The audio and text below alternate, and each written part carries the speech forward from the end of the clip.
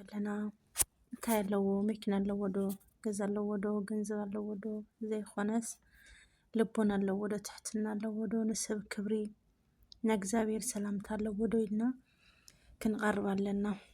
ሰላም ሰላም ክቡራት ተኸታተልተይ ከመይ ኢኹም ደህና ዲኹም? ኣነ ደህና እየ እግዚአብሔር ይመስገን። ብድንኹም ሰላምኩም ብዙሕ ትረፍ ይበለለይ። ከመይ ኢኹም ደህና ዲኹም? ኣነ ደህና እየ እግዚአብሔር ይመስገን። እና ደኣነ ሓንቲ ፅሑፍ ብጣዕሚ ለምህረትኒ ልመሰጠትኒ ፅሑፍና ያው ለኩልና ትምህርቲ ትኾን እያ ብጣዕሚ ጠቃሚት እያ ማለት እዩ። ኣብ ሂወትና ብዙሕ ውጣ ውረድ ከጋጥመና ይኽእል እዩ። ነዚ ኩሉ ነገር ግን ዓቕሊ ትዕግስቲ ንገብርናና ናይ ሰብ ዘረባ እውን ንሰምዕ የብልናን ማለት እዩ። ኩሉ ነገር ብናባዕልና ርእሲ ኣተሓሳስባና ንገብሮ ኣለና። ዝኾነ ይኹን ነገር ብና ሰብ ክንምራሕ የብልናን ማለት እዩ። እሺ እታ ፅሑፍ እንታይ ትብላ? ኣነ ምስ ፍቅረይ ዝተፋለጥኩሉ ኣብ ዕደጋ ነይረ ናብ ገዛ ትምለስ ኣብ ታክሲ ተፋሊጥና። ምስ ተፋለጥና ያው ወላ ሓዲ ከባቢ ንኾን በመጀመርያ ምንም ፍልጦ ኣይነበረናን። ድሓር ግን ኣበይ ኢኺ ንስኻ ካበይ ኢኻ ብማለት ኣነ ለሃምዚ ሃምዚ እሱለ ብማለት ተፋሊጥና። ምስ ተፋለጥና ንደዋወል እሞ ድሓረ ላብ ፍቅሪ ንኣቲ። ኣነ ገና 9ይ ክፍሊ እየ። እሱ ግን ስራሕ ደለያ እዩ።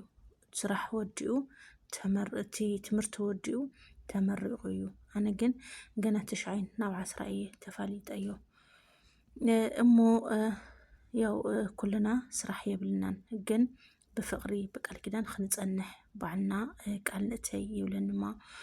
እሺ በማለት ቤተክርስትያን ከይድና ቃል ንኣቱ።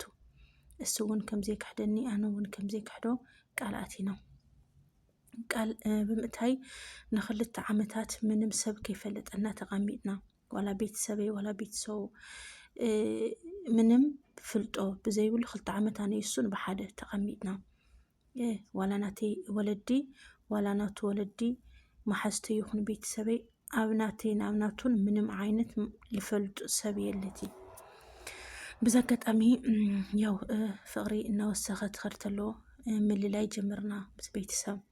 ኣነ እውን ምስ ማሓዝተይ ከላልዩ ጀመረ፣ እሱ እውን ምስ ማሓዝቱ ከላልየኒ ጀመሩ። ብዛ ኣጋጣሚ ቤተሰበይ ይሰምዑ እና እቲ ቆልዓ ርእሱ ብጣዕሚ ጎበዝን ጠንካራን ናይ ስራሕ ሰብን እዩ። ትምህርቱ እውን ብጣዕሚ ንፉዕ እዩ። ዋላ ቁመቱ ሓጭር ይኹን እምበይ ልቡ ግን ሓጭር ይኾነ። ብዛ ኣጋጣሚ ግን እቶም ናተይ ቤተሰብ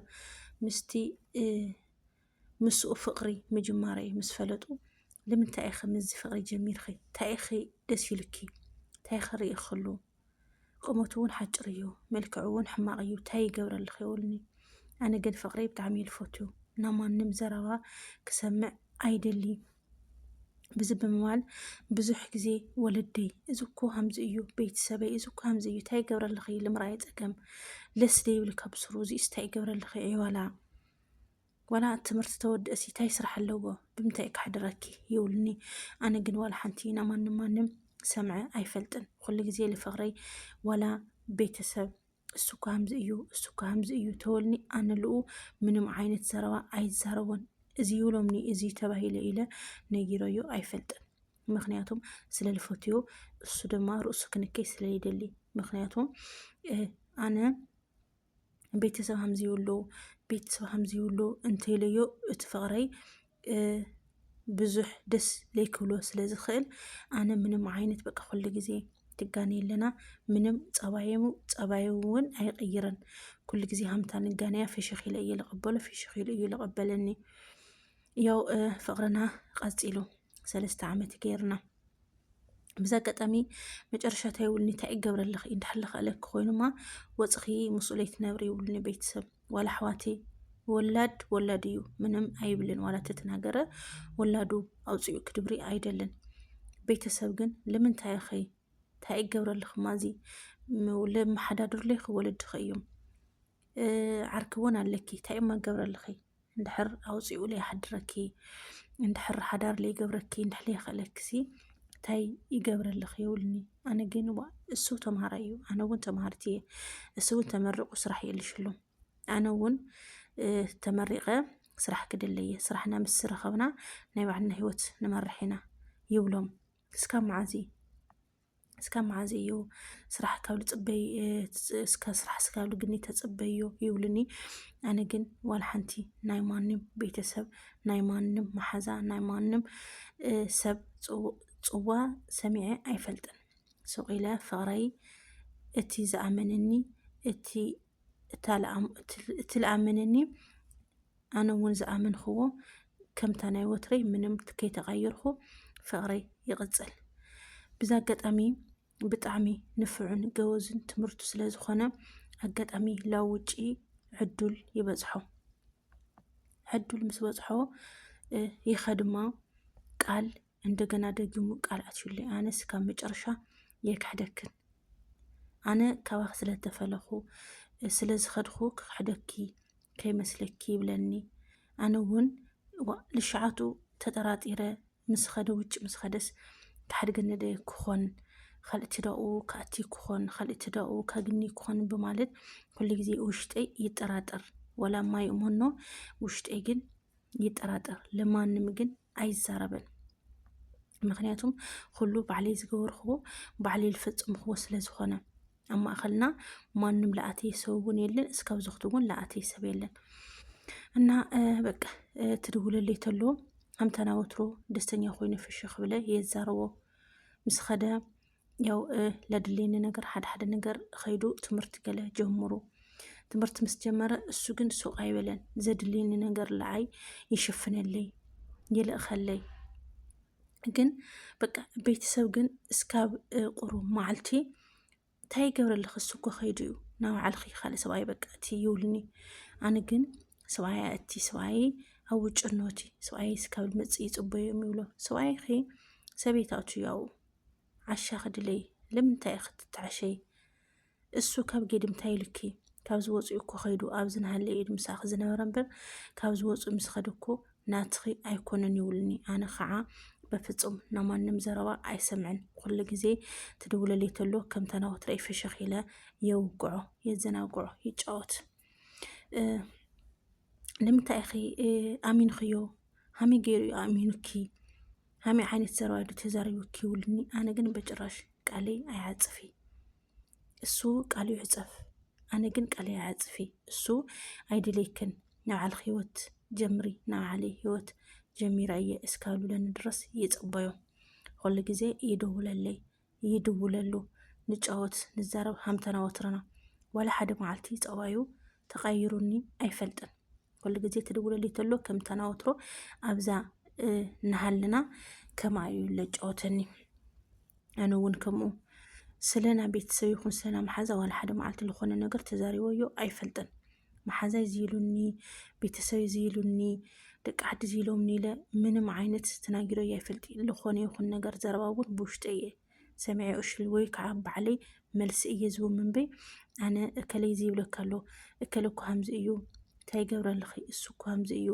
ኢሉኒ ኢለ ዋላ ሓደ መዓልቲ ምንም ኣይዛረቦን በቃ ሕማቕ ዘረባ ተሰማዕኹውን ፅቡቕ ዘረባ ተሰማዕኹውን ኩሉ ግዜ ብከብዲ ሕዘ እየ ሱቕ ዝብል እምበይ እከለ ሓወይ እኮ ዝኢሉኒ እከለ ሓፍቲ እኮ ዝኢላትኒ ማዘረይ ፋዘረይ እኮ ዝኢሎምኒ ኢለ ዋላ ሓደ መዓልቲ ምንም ዓይነት ቃል ትንፍስ ኢለሉ ኣይፈልጥን ብዘካ ፍቕሪ ክቦ ፍቕሪ ይበኒ ዋላ እሱ እውን ከምኡ ኩሉ ግዜ በቃ ብፍሽኽታ ኢና ክነውግዕ ላብ ውጭ ምስ ኸደ እውን ፍሽኽታና ኣይተቐየረትን ኩሉ ግዜ ብሰሓቕን ብጨወታን ኢና ንፈላለይ ሕዚ ግን መጨረሻ ግን ብጣዕሚ ኣሐጉስኒ ቃሉ ኣይዓፀፈለይ ናብኡ ክወስደኒ ፕሮሰስ ወዲኤ ኣብዚ ሰሙን ውሽጢ ክንራኸብ ኢና ብጣዕሚ ደስ ብለኒ ስለዚ ህዋነይ ናይ ሰብ ዘረባ ከይትሰምዒ እስኺ ጥራሕ ንፁህ ልቢ ሃብዮ እስኺ ጥራሕ እሞንዮ እሱ ተክሒዱኪ ፅቡቕ ነገር ይልገጥመኪ እስኺ ተክሒድኺ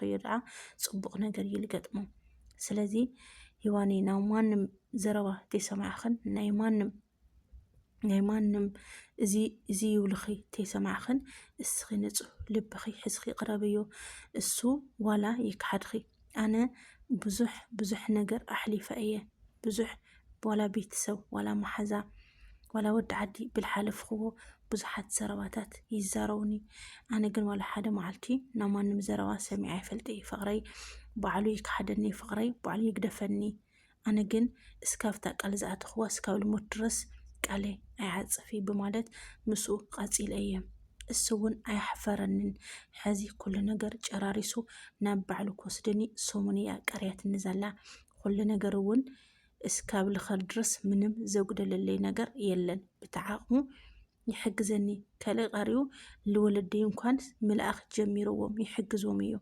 مخنياتهم تمالي كل نجر لززارو زروا منم بوتا أيهابون مخنياتهم ناتي ولدي سلازخونو يا ولاد بزح كزاربي خليو ولاد إنه ولادو حماق سلالي دلي موعلكن ميخدخن تاكم تزجورن مفلات عليك بمالت كمخر خايخ اليوم جن ناي ولاد حماق سلالي دلي السون فغريون من مزربا كي سمعه حزقن نابع عليك وسدني ودي اللي يالو سلازي أحواتي نايمان تيسمع خنن بزلكن التحسسوا بناي وعلى خن توقعزا بناسب كي توقعزا سب سلازولكن كي تسمع اتي سب ناتخن تصبق نجر ليك دلي كون كخل اتسب نعاخن زي كندي زي النابلة لابدي خون نجر كأتوكل سلاز خل كل نجر تسرحوا أنت خوين خن مسك زابيرن بعلخن مسلب خن تمكرا أحواتي ديك أنستيو أنا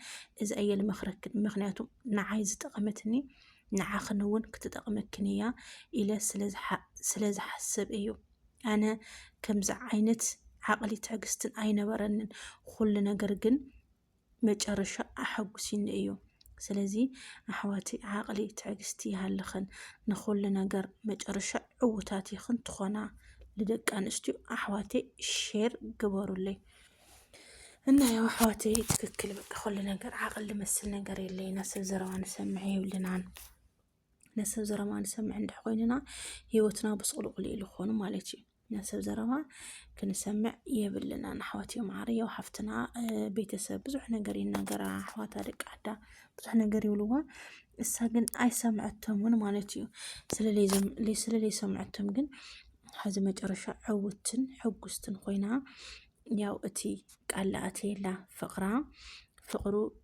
قالسو قالوا لي عطفه حزي لافتسو لأنه هو بطا كوسدا جاريسونو مالتي ياو بتينا سبزروا تزخون جن سانوسون اسكاب زختي بحالي يتصنحنو مالتي أنا حواتي لخل نجر عقلي أفقري عقلي أبحدر عقلي كلينا يقبأ مالتي أنا بيدو يشار لايك كومنت ناقوركم عبارات عمني حواتي معري بيت سالي خونهم لم سبسكرايب بمقار بيت سوخني